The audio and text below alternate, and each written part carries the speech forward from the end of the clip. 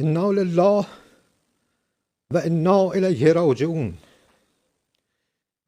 ملت بزرگ ایران، روح بلند پیشوای ملت بزرگ ایران و پیشقراول امت اسلامی حضرت امام خامنه ای با نوشیدن شهد گوارای شهادت در ماه مبارک رمضان به ملکوت اعلی پیوست. شورای عالی امنیت ملی در این زمینه بیانیه‌ای به این شهر صادر کرده است. الله اکبر، الله اکبر، الله اکبر.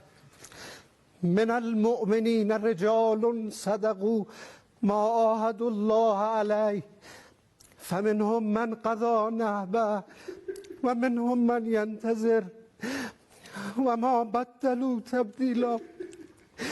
انا لله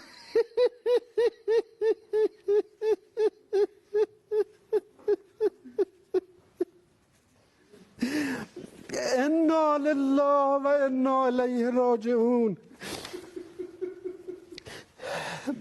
بعد از عمری مجاهدت حسینی و دائمی و خستگی ناپذیر، روح بلند و ملکوتی کوه نستوه ولایت، پدر مهربان امت، رهبر و امام مسلمین حضرت آیت الله العظما سید علی حسینی خامنه ای در راه سربلندی حرم جمهوری اسلامی ایران شهد گوارای شهادت را نوشیدند و به ملکوت اعلی پیوستند.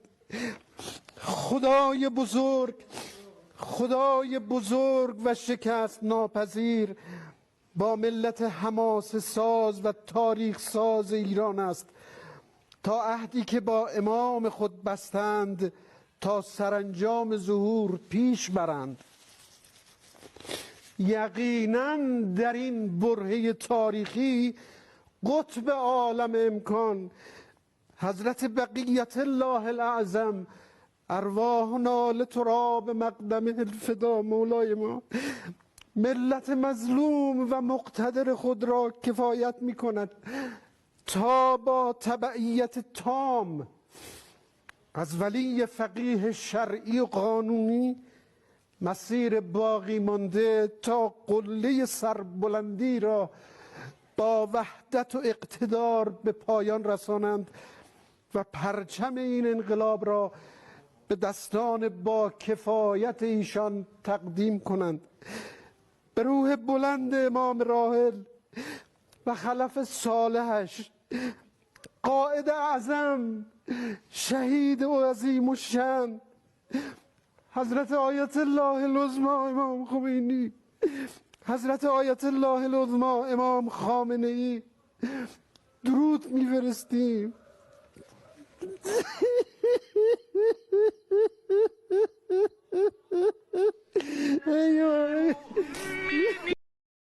Iranian State Media is now reporting that Supreme Leader Ayatollah Ali Khamenei has died.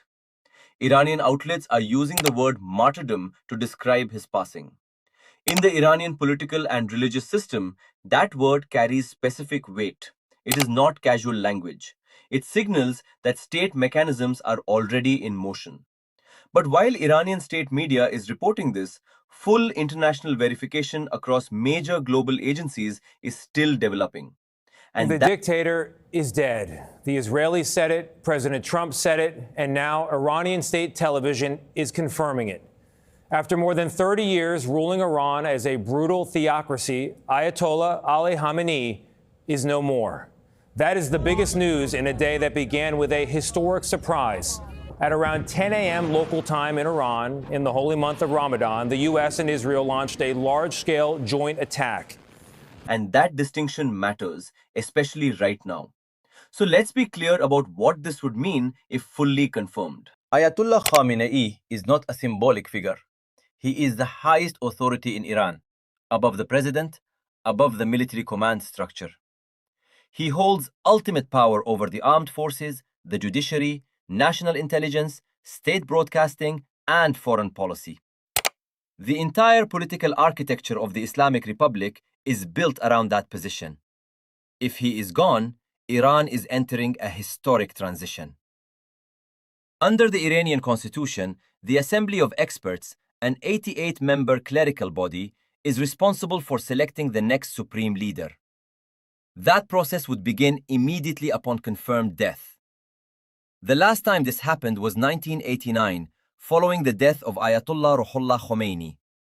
That transition took years to fully settle, and it reshaped the direction of the Islamic Republic for decades. If today's reports hold, we are watching something of equal magnitude. Now consider the timing. Regional tensions were already elevated before tonight. The conflict between Iran and Israel had been intensifying. Diplomatic channels between global powers remain fragile. Energy markets are acutely sensitive to instability in this region. A leadership transition in the middle of all of that introduces a level of uncertainty that is difficult to overstate. Internally, Iran's security apparatus would move immediately to secure command continuity. The Islamic Revolutionary Guard Corps would maintain control of critical infrastructure and defense systems. Border security and air defenses would remain at heightened alert. The priority would be projecting stability, even in the middle of a crisis. Externally, every regional actor would reassess its posture. Intelligence agencies around the world are analyzing this minute by minute. And financial markets, particularly oil and energy, would respond quickly to confirmed instability at the top of Iranian leadership. Here is where caution remains essential. In events of this scale, global confirmation typically involves synchronized reporting across multiple independent international agencies, along with formal statements from major governments. Analysts watching the situation are looking for specific signals: formal decrees from the Office of the Supreme Leader, visible national mourning protocols, emergency sessions of the Assembly of Experts, and coordinated diplomatic responses from Washington, Moscow, Beijing, and European capitals. Some of those signals are beginning to emerge. Others are still developing. That gap does not mean the reports are wrong. It means the picture is still forming. If this is confirmed, the question shifts immediately to succession. Different factions within the Iranian establishment will influence who comes next, and the identity of a successor will signal which direction Iran moves: toward continuity, toward quiet recalibration, or toward something more assertive. That choice will carry enormous consequences, not just for Iran, but for the entire region. At the same time, Iran's institutions are specifically designed to prevent a power vacuum. The system has contingency built into it. The goal will be to project continuity even as the transition unfolds. The next few hours are critical. We will be watching for formal succession announcements, coordinated global confirmation, diplomatic reactions from world powers, and visible mourning events across Iranian cities. When those elements align, history will mark this as a defining turning point in the modern Middle East. For now, Iranian State Media has reported the supreme leader's death. International verification is still underway, and every official statement coming out of Tehran and out of global capitals will carry enormous weight. This is a developing situation. We are monitoring every channel and will bring you verified information as it becomes available. Stay with us.